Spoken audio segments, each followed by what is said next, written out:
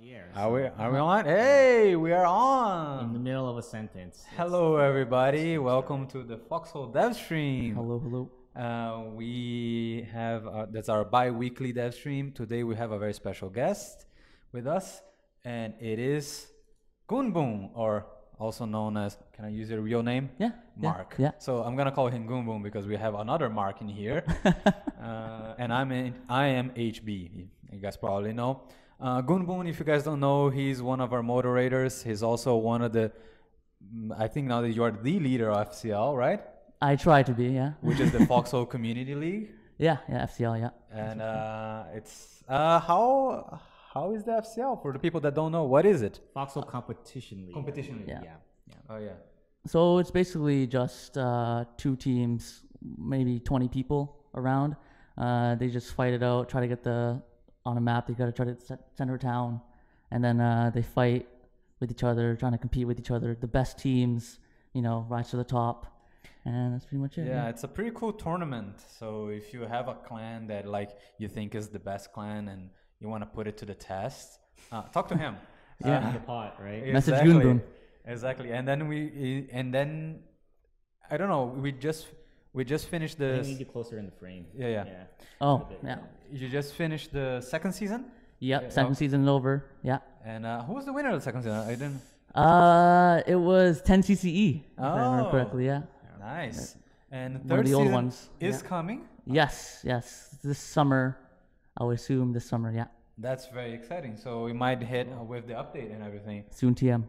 Yeah. And are you guys, I don't know if you guys have finalized this yet, but you guys are going to be using the skirmish rules that we have now, or you guys be changing it up? I'm still thinking about that, but it's most likely going to be using the skirmish what we have now. Okay. But we usually want to keep updated with what Foxhole is, and we Yeah. want to, we want to work with you guys. Cool. So yeah, we want to. Yeah. Awesome. Well, if there's anything you guys need, Let us that, know. yeah. Well, I'll message Sure. you. Yeah. So, well, yeah, no, I think this is gonna be a cool stream, and I think this is gonna be a cool update coming up, 014. Oh, very exciting.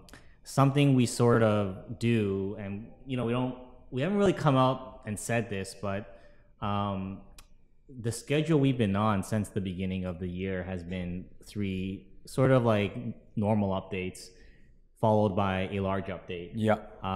And 014 is gonna be one of the large updates, and it's sort of, we almost see it as finishing off the world conquest as a feature, and I don't mean it's done, we're never gonna go back and fix it, but it's more like right now, like there were a whole bunch of changes that we needed it to get it into a good stable state that we can be happy with for a while, and it took a bit longer than we thought. Yep. So we introduced obviously World Conquest 4 updates ago, right? Yeah. And then we've been working on the player balance, which was a big issue at the beginning. I think that's a lot better now.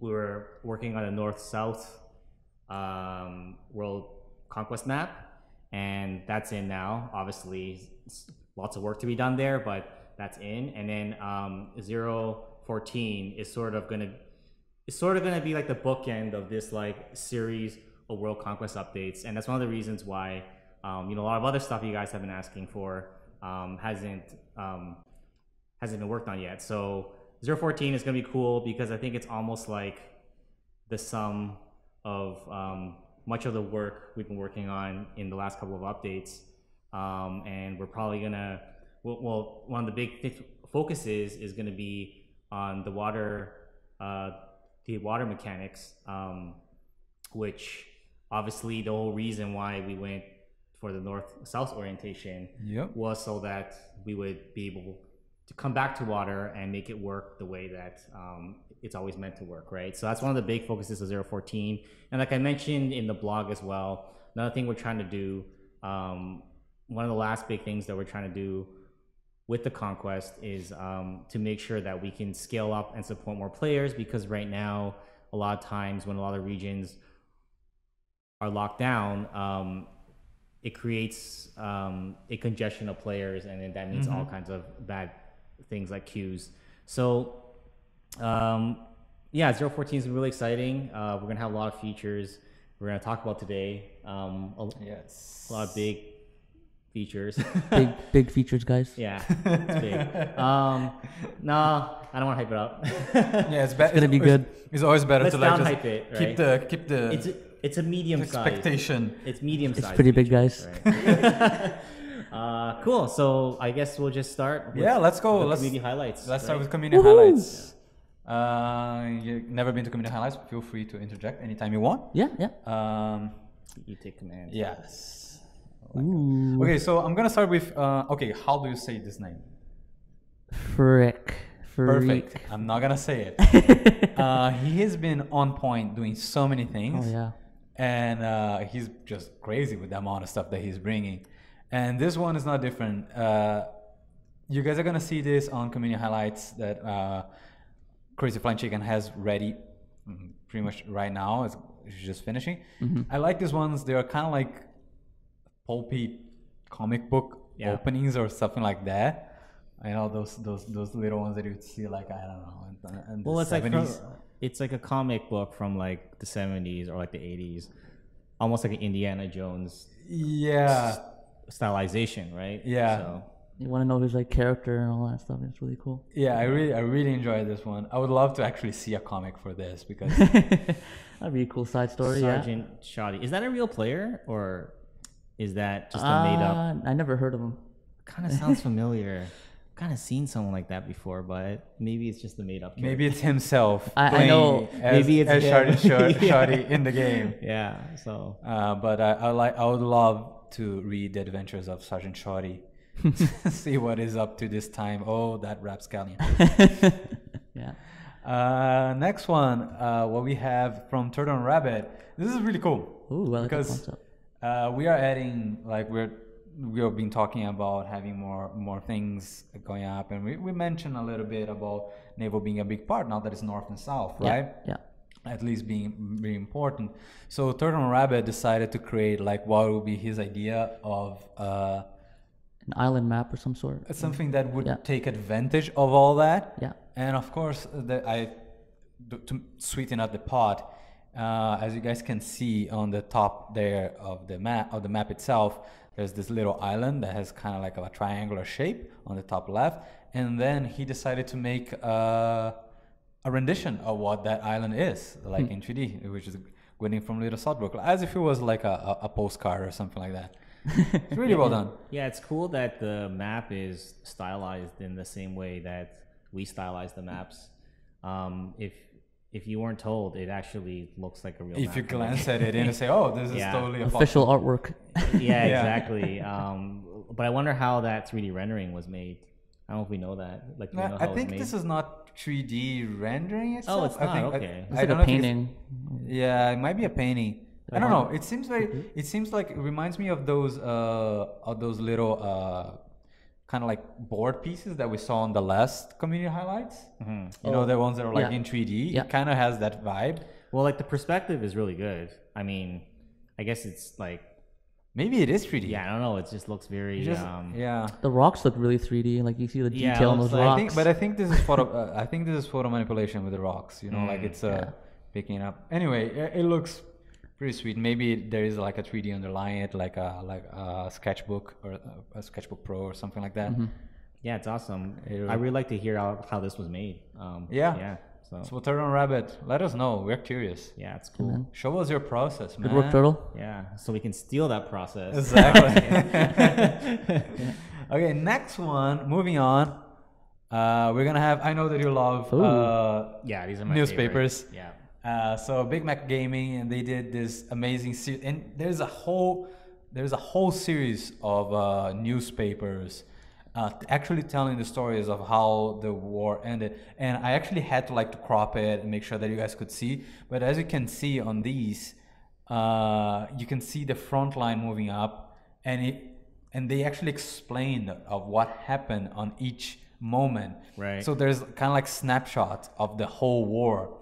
And you can see the first one is on the one on the left, and then the top one on the right, and the bottom one is the third one. And you can see the front line moving on, which is something that we always kind of wanted for our game, to have something like that. And I guess people can see that now. Well, like the reason why, for me personally, these have always been kind of like my favorite thing that comes from the community is that it kind of strikes at exactly what the goal of the whole project was, right? Which is that players can make their own stories, right? Like the way that the war unfolds is how they're playing it. It's not like a canned experience, right? Like a canned experience is like the complete opposite of what we're trying to do. And I mean, that's why at the end of the day, that's why I love these, because it was always our hope that people would be playing these wars and feeling like there's a real story happening there with actual players as the characters, right? And we saw this from the very beginning, from all the way back to the weekly wars with the KFC videos. Oh yeah. I don't know if you remember those, the war recap videos that he used to make. They were kind of told in a story-like way. And this is kind of very similar. It's also talking about it like a story rather than like a video game. And on top of it all, it also like it gets the influence of what is the role playing of the game, of having the characters there. Yeah. Right. No, it's really sweet. It's, I don't know, it's interesting, particularly because, as you said, since these are war stories, they become also snapshots of what our game was and how they went for each one. So for instance, this is a East-West confrontation, which doesn't exist in the game anymore.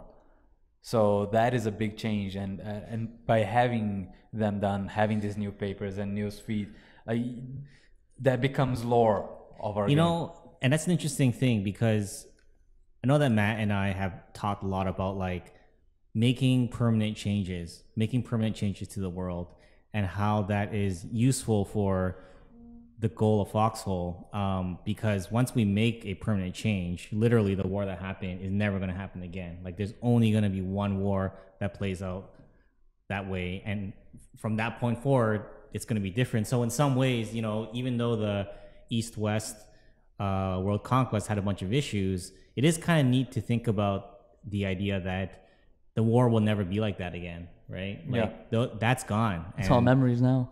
Yeah, it's like the story has been written, and you know we're never gonna go back to that, right? Which is kind of cool, right? Yeah, this is awesome. Well, let's go to the next one. And the last one, and this is something that is cool. Oh, is this like the challenge? Because this was a challenge. Yeah. Don't take HB's challenge serious now. Or should, because look at the stuff that he is making. Again, I had to include this as well because, goddamn, the production that this guy has. And I particularly, I don't know if you guys noticed on the Discord now, there's a new channel, Art Discussion. Yeah. And he's posting his miniature art, like tiny easels with painters, with like paintings based on different painters. Yeah. And they are gorgeous. So we saw the first one on the left, on the leftmost, which is the warden soldier, the wounded warden soldier, and we challenged him, hey, can you do it smaller? And then he did the second one, which is the guy with the bandages all around his face, and then he decided to go even further, like a less than 1 centimeter painting, and I just had to include it because he took up the challenge. He deserves the recognition for it. The recognition, because god damn it, it's impressive. He did it again. It is very impressive. Now, is it really the smallest that you can get? Come on, man. Oh, that's weak sauce. I think this is the smallest, man. I think we should call it this. We should call it, okay. Yeah. Come on. Yeah, let's not get too carried away. Yeah, so this is really cool though. Yeah, this is amazing. There's so many cool things coming up on the community, from the community, on the art discussion, on the community Steam Plug channel. There's like a lot of stuff that you guys can check out as people post and they discuss, and you can talk about it. But also, if you haven't seen or you want to see more of this, there's going to be a new community highlights coming up on the blog very soon, probably this weekend, made by KFC. And yeah, that's it. Cool. I think we're gonna move on. Nice community highlights. All right, 0.14 preview. So we already talked about what was gonna at least some of the features going into 0.14 in the blog that went out over the weekend, and we're gonna talk about a few more things now.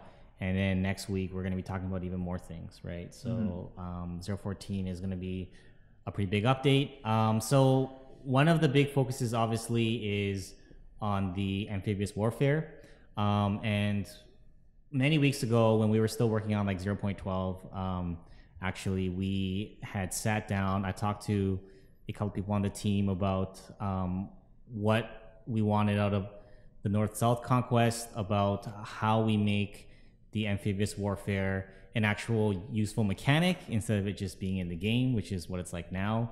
And we were like, okay, the whole thing is going to depend on the beach landings. If the shore landings don't work, then there's no point. There's no point in changing all the maps. There's no point in even water even being a thing, really. So we basically sat down and we formulated a plan of we went through all the problems with the beach landings in the game now, or rather in the game last fall, right? Because as you know, for those of you that have been with us since the classic Fahrenheit Coast, there's a lot of cool stories that came out of that, but there was a lot of problems too, as you guys know.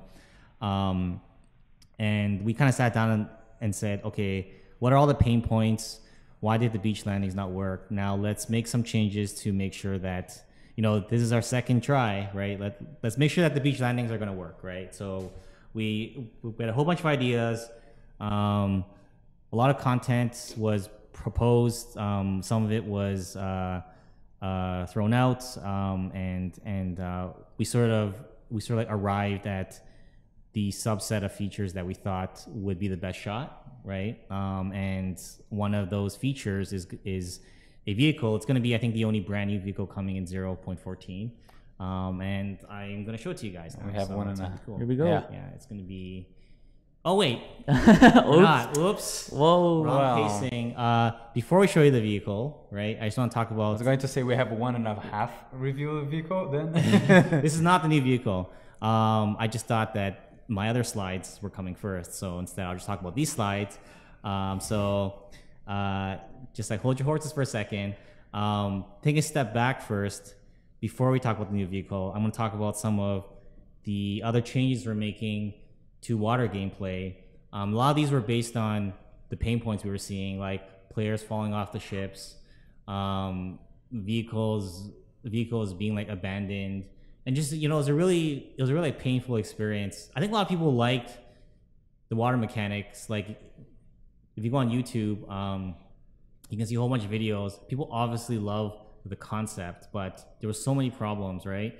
So there's a bunch of changes that we're going to be making in 0.14. And the first one, obviously, this isn't really a pain point, but this is obviously something that is necessary to make this whole thing work. You're going to be able to travel between regions in Conquest in ships, right? So that's going to be the first thing. With water vehicles, there's going to be a couple of changes. If you're disabled or you run out of fuel, you're still going to be able to move at a very slow speed. So at least you can make it back to shore. So no one will ever really get stuck, right? And I think being stuck, it's kind of neat from the immersion standpoint. Like, oh yeah, you can screw yourself over if you run out of fuel, but it really doesn't. At the end of the day, I don't think that's enough of a reason to kind of like strand people, right? To make people like stranded, and that's one of the things that we're going to be doing. Also, that barges can be unloaded onto the shores directly. We did this in a very hacked up way in one of the game modifiers, the beachhead modifier in the weekly wars that we used to have. I think some of you guys will probably remember that. But basically, you can unload your tanks, your half tracks, and all that stuff from the barges. And this time, rather than the ramp just kind of like floating in the air, it's actually going to go all the way down onto the shore, so that it would be, you know, it's a more like polished experience than what we had in the game modifier. And then finally, you're going to be able enter all the vehicles from the swimming position, right? So if you fall off a ship, that's fine. It's not the end of the world. You're not doomed you can get to back die. onto the ship. You aren't doomed in most cases. And a couple of other things is with swimming, we're going to be reducing the stamina on swimming. You're going to be able to tread water without stamina drain. I'm missing a word there. So basically, if you fall off a ship, you know, it's not like you have 5 seconds, right? Yeah. You have 5 seconds to contemplate your death. Only that. Yeah, exactly. Like you actually have a chance to be saved. And whoa, slip. Yeah, we're all over the place with these slides. But anyways, that's at least some of the improvements that are going to be coming with water in 014, right? Yeah. So finally, since I screwed it up multiple times, I'm just going to go ahead and reveal the new ship, which is the cargo ship. And I guess it's a little bit, I guess you can kind of call it a logi vehicle in some ways.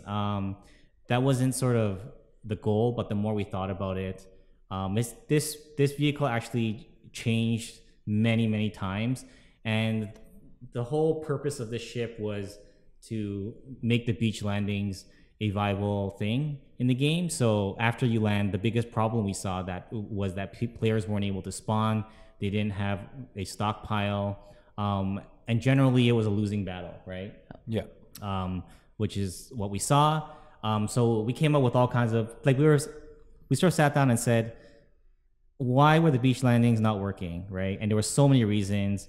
And we kind of at first went with not the best approach, but we kind of overcompensated by making a version of this vehicle, and it wasn't called the cargo ship. It was something else at the time, actually, and it was almost like the jack of all trades vehicle. Like, oh yeah, it had like an artillery on it. It had like guns on it. It was the battleship. Yeah, it literally did everything, right? And we're like, okay, if we put everything, like, what is everything you need for a beach landing? And we jammed it all into one vehicle, and it was this giant ship. And then we took a look at it, and we're like, hey, this is too much. It's the only thing inside Foxhole that basically is like the jack of all trades. So we pulled back on it, and eventually we arrived at the cargo ship, which is, I want to talk about the specs more, but basically you can look at it like it's a fob that travels on water, and you can deploy it after you land, and then basically you have a fob, right? So you can use this cargo ship with a convoy, travel a couple of regions up, and try to do a beach landing, and have some chance of that working, right? So I think it's important to mention.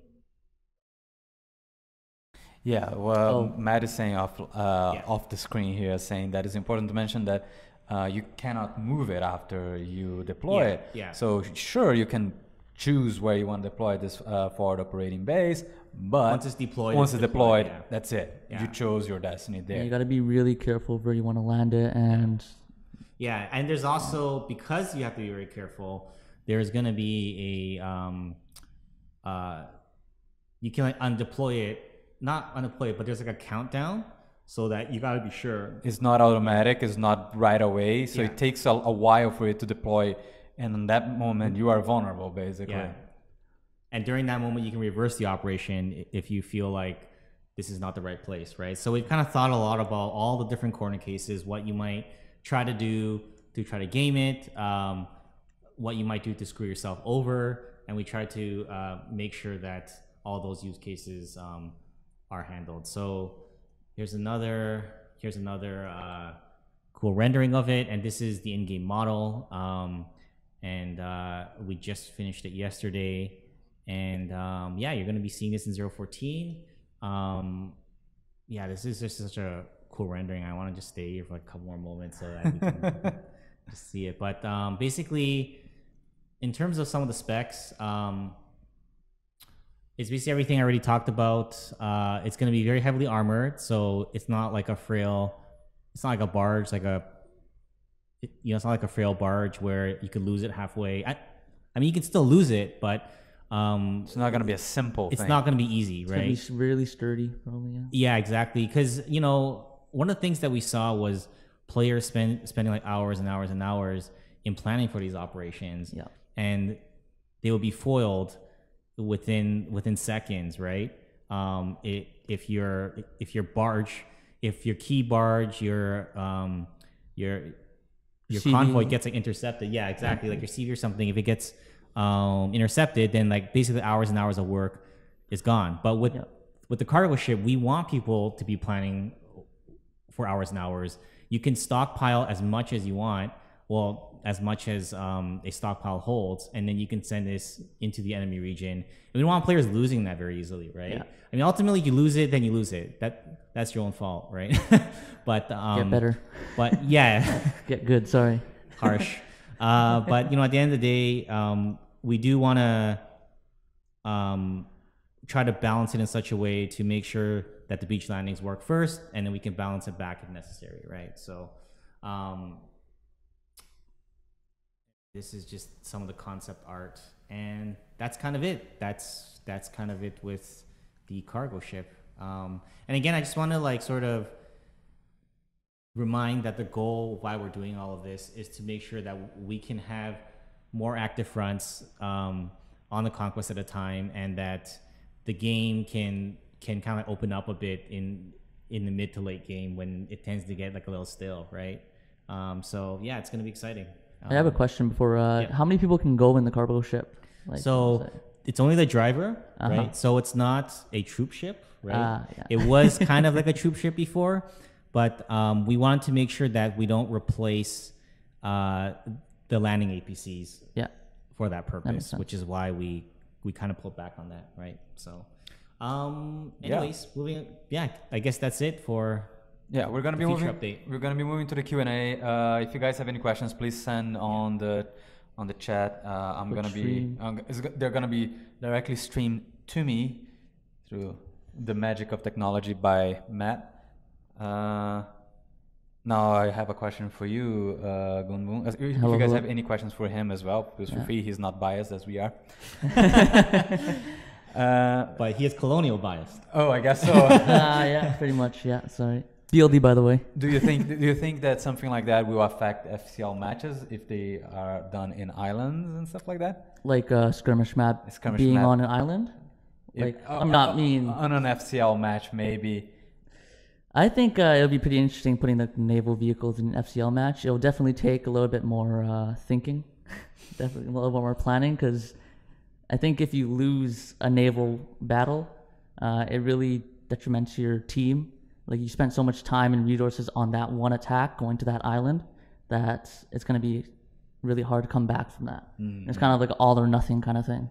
Yeah. I mean, like there's one thing that we saw towards the end of the last season, which was there was a lot more like back and forths in the last couple matches. Whereas prior to that, it would almost be like the first side that claims the town hall is the one that wins usually, right? Yeah. So what happened before is they would just build a bunch of defenses around the one town hall you have to defend. Yeah. And then the other team just couldn't push back. They couldn't come back from whatever just happened in the beginning. So it would be just a steamroll of defenses. Yeah. When in the new patch where it comes to armored vehicles, and that first patch after the armored car where you guys actually used the new rules, it was, I think, erotic versus the SCE. Yes. Yeah. That was an intense match. I don't know if you saw that one. So much back and forth. Yeah. I mean, I was in the air just making sure everything's okay. Right. I was on my seat the whole time basically. It was crazy because I thought the match was over. I thought the match was over like a few times, and then I came back at it, and I'm like, "What?" I think the town hall switched sides like twice at least. Almost twice. Yeah, it was crazy. Well, we do have some questions in here. The first question, I don't know who is sending because I'm not seeing the names right now, but can you deploy a cargo ship on the water, spawn there, and go with the APCs to the land? No. So you have to deploy it on the beach. Yeah, that's the thing. You can't deploy it on water. You cannot use it while in water. Yeah. Second question, that was a quick one. Where can I get a warden hat pin, and how big will the cargo ship be in size? So 2 questions. Where can I get a warden pin? Yeah, I think these ones, like the pins in here. Yeah. We haven't figured out a way yet how to... You can get them by going to PAX and seeing us. I mean, going to PAX is one way. We still haven't figured out a good way to try to get those to you guys. It's a work in progress still. Yeah, but we'd love to do that. It's yeah. I mean, yeah. And how big is awesome. And how big is the cargo ship? It's definitely the largest vehicle in the game. Yeah. By far. But it's not like if we roll back. Well, I guess is this gonna be visible, right? Yeah, you don't have to put the full screen, but anyways, if we go back to here, so it looks really big, but if you pay attention to the details, like the size of the door, you can see that it's not like a giant. It's not like a freighter, right? It's not just this like huge ship. It's actually, which fun fact used to be. I saw that. Yeah. It was so big that you couldn't even see the screen around you, and we were like, okay, we have to fix that. One way to get a sense of it is going to be if you take a look at the shipyard. It still has to be built at the shipyard, right? So it can't be that much bigger than the shipyard. So that's a good metric. But yeah, I mean, hopefully you guys will be able to see it soon. I guess you could call like a tall barge or a long barge. Well, I mean, a lot of that is like underwater too. Yeah. So it's a little bit strange actually seeing it like this, because most of the time I see it in the game, most of it is like underwater, right? Mm-hmm. Yeah. But it's definitely still, having said all that, it's still by far the largest vehicle in the game, right? So big. Yeah. So with this, how do you plan to compete against FOB spam? How do we plan to come? Oh, okay. So we're gonna be addressing that in 014, right? So like I said in the blog, we know that FOB spam is one of the biggest issues in the game right now, and we have a solution coming for 014, and we're hoping that that's gonna help reduce the FOB spam, and yeah, I think I think FOB spam will probably be a lot better in 014 because of the changes that we're going to be making. And yeah, I don't know. I mean, it's either going to solve the problem or it's not. And if it doesn't, then we'll try something else, right? Nice. Yeah. Now do we have like the naval things, a lot of update to the naval war in general? I think it's more like amphibious than naval, because I think sure, but we still have barges and APCs and all that.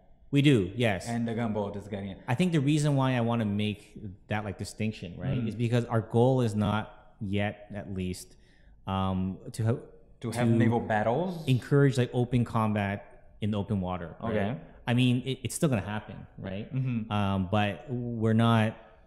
This is not the purpose. Right. Mm-hmm. If people do it, that's fine. But we're definitely not adding like a destroyer that you can use to like shoot down a barge or like a cargo ship, right? Mm-hmm. So sure, you can use those terms, it's fine, but just to make it clear, right? Okay. Yeah. So now that we are moving on towards more amphibious vehicles, do you have any plans to adding something personal and small for having some cargo, like rowboats or wheelbarrows? No, wheelbarrows. Wheelbarrows. Well, I think, I think there's a lot of ideas on what to do there. I definitely think that's a very likely feature at some point. That's not going to happen in 014. Just because there's just so many other features that we're working on. But I think most people on the dev team and on the outside have wanted that sort of thing. And depending on how things go, I mean, I guess you don't like the idea, but I would be okay with a bicycle or something. So wheelbarrow has I think that'd be cool. Bad memories. I think that'd be cool. No, I mean, we're not doing wheelbarrow. I'm talking about the rowboat. Yeah, I'm talking about the rowboat. I'm not talking about the wheel. No, the wheelbarrow is probably never going to be in the game, right? Yes. Oh my God! Rip hopes and dreams, everyone. The key word is probably, which is not never. Soon TM. Okay, there's another one from another question from Amedayo. Reload bug, when will be fixed? Yeah, so that's That's on our. I mentioned a couple of top issues on the blog that we're looking into in the next couple of updates, and that's going to be one of them. And the reason why it's taken us so long is because there's a technical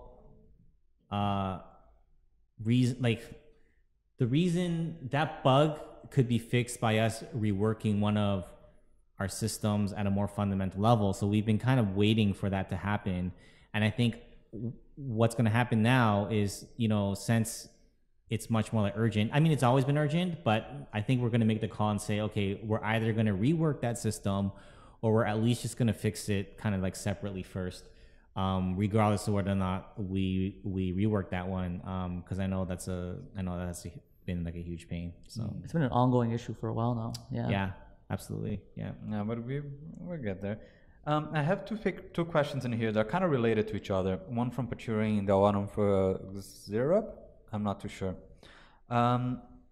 What's to stop cargo ships from deploying to the enemy home regions or near port bases and things like that? There are no naval mines, no watchtowers, and you can't build on beaches. So, and you don't say patrol, but no one does patrol. So what is it going to stop them from abusing? So there is another feature that we've talked about before, and we're going to be using that feature. I'll be talking about it more in the blog, but that's a very good question, and it's been brought up by many people, and there is going to be at least one countermeasure for this in 0.14. So stay tuned for the blog. We're going to be talking about that more. But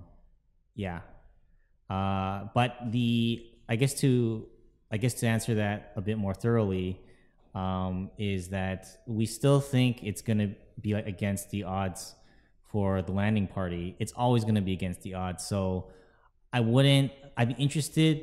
We could be wrong, but I'm still sort of feeling like these are going to be really hard to pull off still, because if you think about landing in a port region, their port base is there, right? They have players that can spawn into that region very easily, right? And the odds are going to be stacked against you no matter what. So I actually am a bit worried about the opposite still.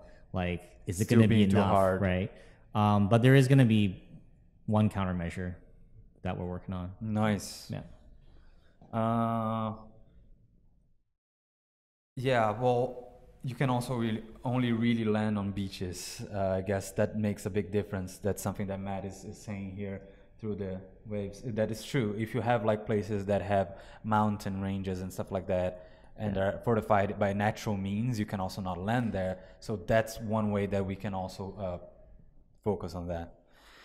Well, I have another question in here. It's kind of like related to the question about the reload bug. Will the devs ever nerf reload dancing exploit? Reload dancing exploit. I think it was talking about maybe strafing back and forth while reloading. I mean, dancing means strafing back and forth. Yeah, which makes it very, very hard for you to be able to shoot. And then, like, as soon as you reload, and you turn and shoot the person.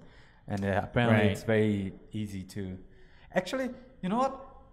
It became obvious that we are not exactly 100% sure of what you're talking about. So if it is a bug, and if you think it's something that requires us to take a look at, post it again, maybe even tag me or KFC with as much detail as you can, like as much details like how to reproduce, what exactly are causing, like videos if possible, because that does help sometimes to pick up this abnormal behavior that players have that we don't see on a day-to-day. Even when we play, sometimes we might not see. And we try to triage every single bug, but sometimes people think that we already know about a bug and we might not.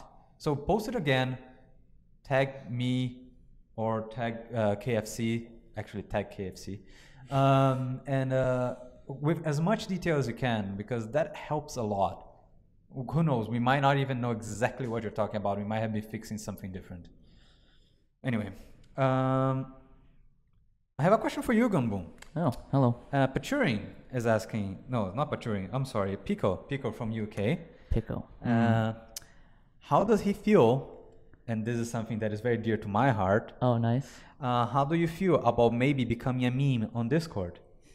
Oh God. And I know your pain if you do ever do become a meme. I know what it is. I guess you could say it's an honor. I made it, Mom. Thank you.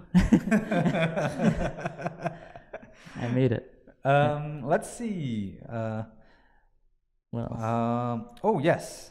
32 Emmanuel asks, have you ever thought about having vehicles or structures that build structures and vehicles automatically? So having some sort of automation. We mentioned that for Logi before, but we never ever mentioned it to structures or vehicles. Yeah, so I don't think we've done any kind of heavy exploration in that area, but it is an interesting topic, and it was brought up a lot recently. We had a roundtable on Friday, and a lot of people were talking about how Logi doesn't change enough throughout the war. Like, we have a tech tree that is so long with like tanks and half tracks and all this stuff, but then Logi doesn't really have a whole lot that changes, right? And a lot of people were asking for things to be automated on the Logi side in the late game, but they were talking more in terms of like resource gathering and things like that. We've never really heard anything about automating building, right? Well, to be fair, we once discussed one of the options. This is all bar discussion, so don't take this as any sort of gospel.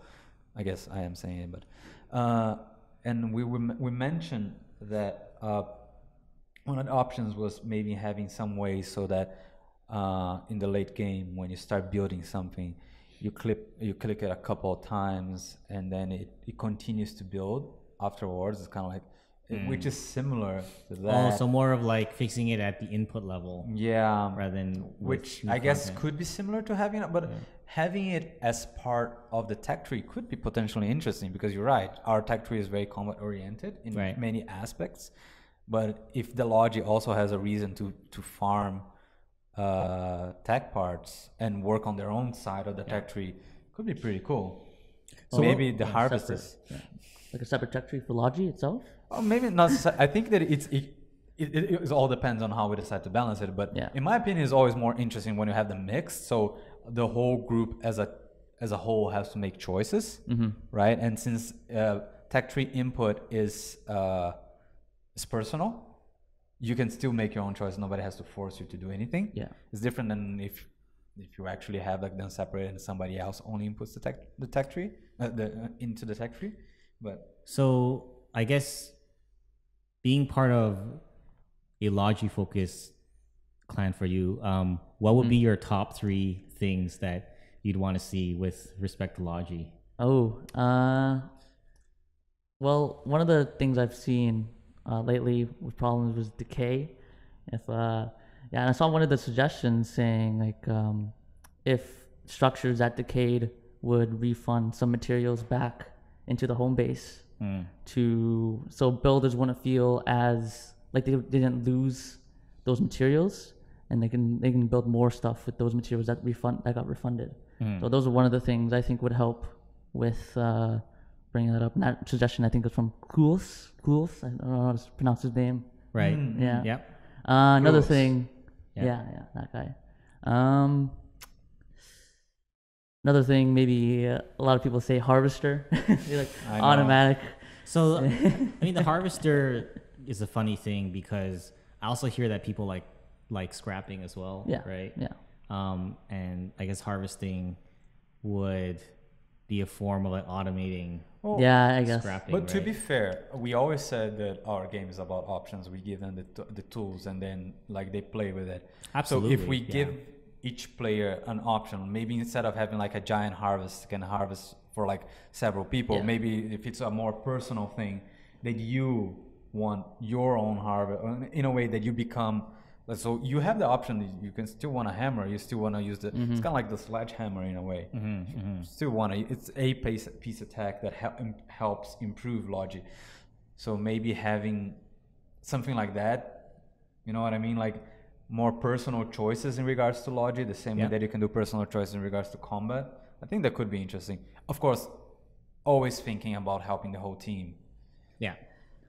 And what's your number 3? Sorry. Oh yeah. Oh shit. You asked for 3? Yeah. I think we talked about Putting him on the spot. I think we talked about this a bit in packs with Casper, where we would upgrade those certain nodes. So each node would be a strategic point for the team. So for example, like if the scrap node is level 3, you have to secure that. And then if you lose that scrap node, you have to fall back and you have to get it back. So like having more strategic value for actually holding specific nodes rather than it being like, okay, there's just so much in the back line and you don't have to worry about them ever, right? Yeah. Cool. It's like right now it's like, we lost another node, or we have one in the other one, doesn't matter as much. So maybe if we have scrap nodes on the like on the regions that are more central, only those can be upgraded or something like that. Yeah. So one of the so like I mean that's an interesting point, because one of the reasons why a lot of the layout of the conquest is the way that it is with regards to the resources, especially is when we were trying to get world conquest into a stable state, and by stable, a part of that does mean that it actually, on the average at least, lasts like longer than a few days, right? I mean, it's okay if a war finishes fast as long as it's not like every single war, right? Like if it's like one every 3-4 wars ends at the beginning, that's fine. But at the very, very start, it wasn't stable. And what we found was that things in the game that snowball the winner further destabilizes the war. So we put a lot of work into stabilizing things.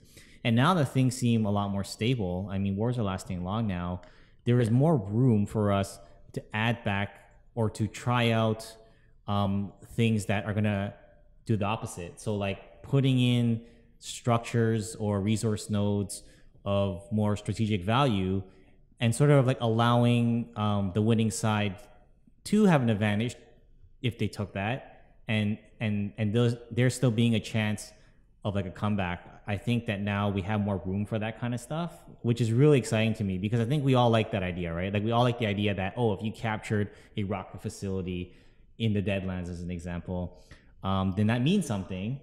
But we've kind of shied away from that until now, and I think that moving forward, now that things are more stable, we can start to look into some of that stuff, right? So anyways. Well, we talked about the harvest, and that prompted a couple of questions about another piece of tech that we mentioned and even showed a little bit, but actually never did anything with it so far. So what happened to the rocket artillery building you guys showed up? The rocket facility. Yeah, no, I mean, that's still in the plan. That hasn't gone away, but like I mentioned, we were sort of trying to figure out, when we worked on that, we loved the idea and we thought it would just work. But when we saw that the wars weren't stable, we didn't want to introduce yet another element that may destabilize it even further. And if world conquest didn't have a stable ground, this whole thing, like we're actually really, we know world conquest has a whole bunch of problems, right? But we're actually very happy the fact that it's on stable enough ground now that we can actually call it the game, and we didn't have to flop back and be like, it was a giant failure and we have to go back to like the classic server browser. We're glad that everyone's in the same war now. And I think, like I said, that's still in the plan. And I think it's just a matter of when we can bring it back and how we can integrate it into the game. Just a couple of ideas that we have, but it's in the plan. Absolutely, it's in the plan. Nice. Yeah. I'm gonna have like only a couple more questions, and then we are gonna head off back to work, I guess. There's some interesting questions about the amphibious, not naval, warfare. There was one question was that I thought it was very, very pertinent. Who was it? Well, I lost. Oh, there you go. Triple I.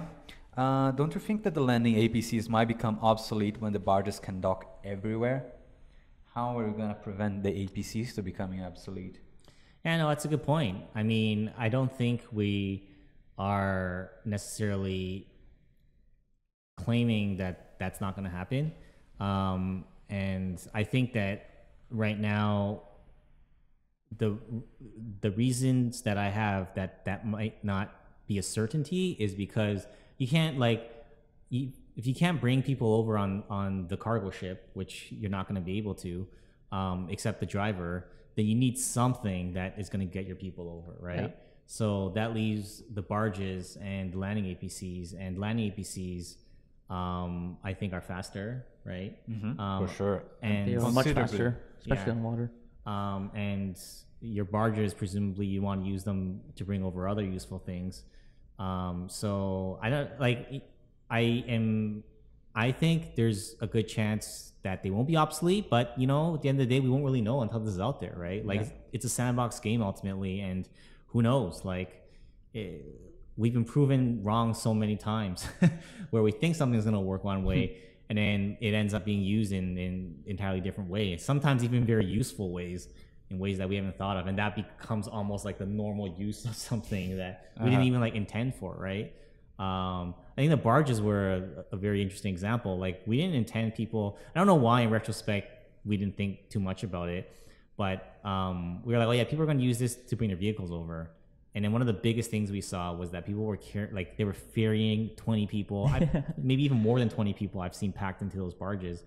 And that's just another case of people were just using something in a very different way, right?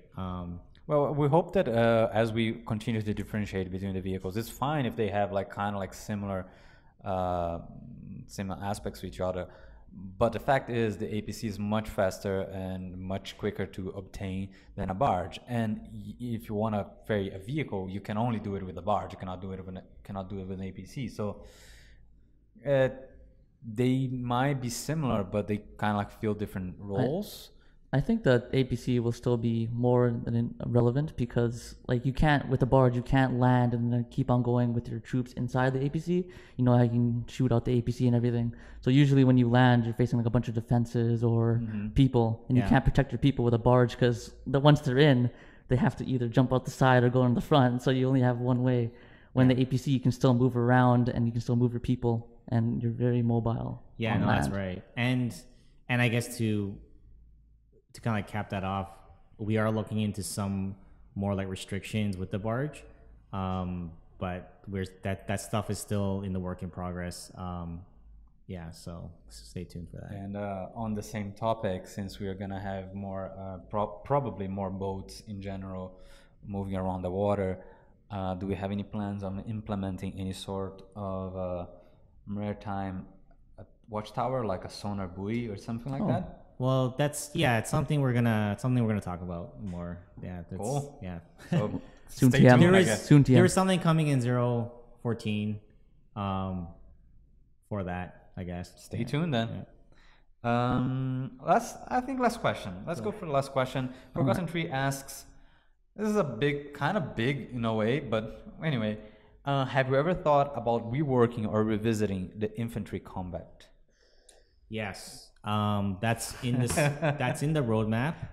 And I think some of the issues we were talking about earlier, like players being able to move quickly and still get their accuracy. I think we may have tuned some of the numbers a couple of updates ago to make that not as effective, but there's definitely an item in the roadmap of take a very close look at that and rebalance all numbers, because the combat system, I think, is one of the most underused systems in the game. It's actually very complex. It's not just a matter of you shoot and there's a randomness and then you hit the guy. It actually takes a lot of things into account, including how fast you're moving, how fast you're turning, what stance you're at.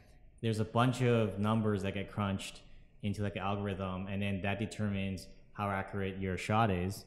And we underuse it because we've tuned the numbers a bunch at the beginning, I think the first year or so, during the weekly wars, and we haven't tuned it a whole bunch because I'm sure there's obviously problems. That's why you're asking.